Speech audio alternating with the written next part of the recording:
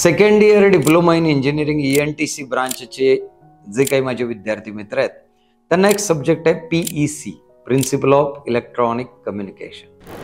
तुम्हाला माहिती आहे का ह्या PECच्या ज्या कॉन्सेप्ट आहेत या DCS मध्ये लागतात, मोबाईल अँड वायरलेस मध्ये लागतात, मायक्रोवेव्ह अँड रडार मध्ये लागतात आणि खूप साऱ्या सब्जेक्ट मध्ये लागतात, कारण आपली ब्रांचच काय टेलिकम्युनिकेशन. ओके, आता काय झालंय या PEC मध्येच ATEच्या पण कॉन्सेप्ट लागतात, CKNच्या पण कॉन्सेप्ट लागतात आणि मग PEC फॉर्म होतं आणि मग PEC वरती पुढचे सब्जेक्ट.